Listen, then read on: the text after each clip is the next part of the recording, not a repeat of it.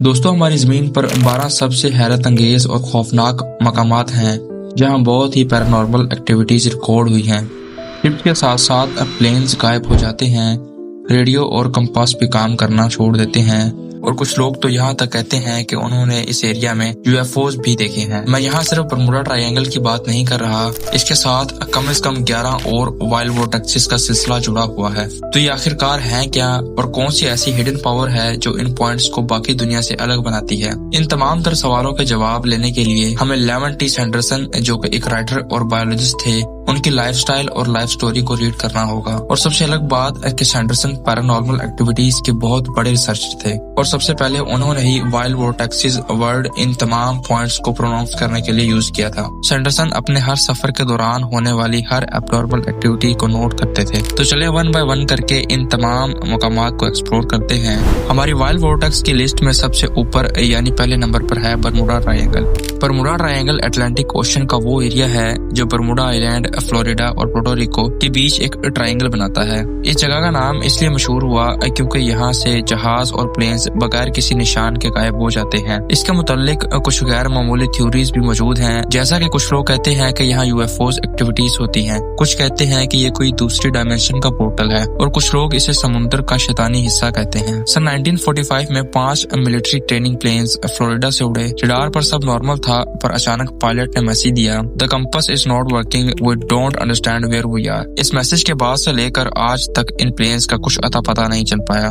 Number 2 पर है devils सी, जिसे ड्रैगन्स ट्रायंगल भी कहा जाता है। बरमूडा जैसा ही एक और ट्रायंगल जो जापान के पास है। यहाँ ओशन बहुत ही वोलेंट और मैग्नेटिक इंटरफेस हाई होती है। सन 1950s में Japanese researcher ship Kaiyomaru number 531 crew members के साथ यहाँ गायब हो गया और आज तक इसका कोई क्लू नहीं मिल पाया। जापानीज गवर्नमेंट ने इस एरिया को डेंजर जोन डिक्लेयर कर दिया। नंबर 3 पर है साउथ अटलांटिक एनोमली। ये अर्थ का वो एरिया है जहाँ मैग्नेटिक शील्ड सबसे ज्यादा वीक होती है, इवन के सैटेलाइट्स भी यहाँ डिस्टर्ब हो जाती हैं। ISS यानी इंटरनेशनल स्पेस स्टेशन के एस्ट्रोनॉट्स ने रिपोर्ट किया कि इस जोन से गुजरते वक्त इलेक्ट्रॉनिक्स बंद हो जाती हैं और रेडिएशन डेंजरस लेवल तक पहुंच जाती है। नंबर 4 पर है एल्जीरियन वोर्टेक्स। सहारा डिजर्ट का वो पार्ट जहाँ कंपासेस, GPS और रेडियो सिग्नल्स डिस्टर्ब हो जाते हैं और स्पेशली इस इलाके में स्टॉर्म्स बहुत फास्ट बनते हैं। इस एरिया ने किसी की जान तो नहीं ली, पर 1994 में फ्रेंच टूरिस्ट इस एरिया में कंपास फेल होने की वजह से डायरेक्शन भूल गए और रेस्क्यू टीम भी इन्हें 3 दिन बाद ढूंढने में कामयाब हुई। नंबर 5 पर है वॉर्थन बेसिन वोर्टेक्स। ये इंडियन ओशन का डेप्थ एरिया है जहाँ से टेक्टोनिक प्लेट्स मूव होती हैं और मैग्नेटिक एक्टिविटीज यहाँ बहुत अजीब हैं। मिसिंग फ्लाइट MH370 का लास्ट सिग्नल इसी रीजन के पास मिला था और रिसर्च टीम के मुताबिक यह मैग्नेटिक डिस्टोर्शन एबनॉर्मल थे।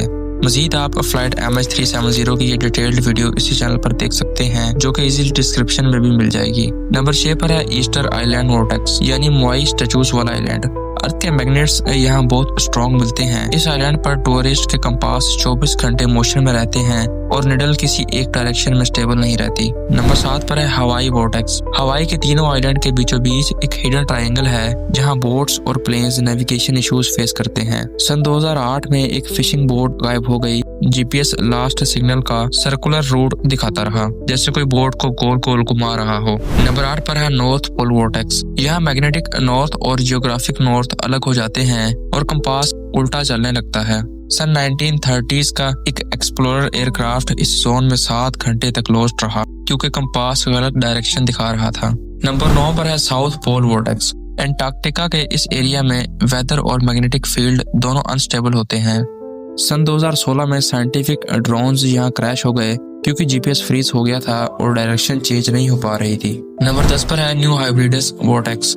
यहाँ अर्थ की इलेक्ट्रिक फील्ड यूजुअली हाई मिलती है और मेटल सरफेसेस चार्ज हो जाती हैं। सन 2010 में एक कार्गो शिप के metallic parts suddenly electrically charged हो गए बिना किसी स्टॉर्म या लाइटनिंग के। नंबर 11 पर है अजोर्स वोर्टेक्स, जिसे बरमूडा ट्रायंगल का मिरर वोर्टेक्स कहना गलत नहीं होगा। यहाँ अंडर सी करंट्स बहुत स्ट्रॉन्ग मिलते हैं। सन 1980s में एक सबमरीन ने यहाँ मैग्नेटिक प्रेशर वेव डिटेक्ट की जो कि ओशन की नॉर्मल प्रेशर से 5 गुना ज्यादा थी। नंबर 12 पर है इंडस वैली ओशनिक वोर्टेक्स। इसके बारे में ज्यादा डिटेल्स मौजूद नहीं है, बट कराची से गुजरात जाने वाली एक कार्गो बोट ने रिपोर्ट किया कि उनके रेडियोज 1 घंटा बंद रहे जबकि वेदर भी नॉर्मल था।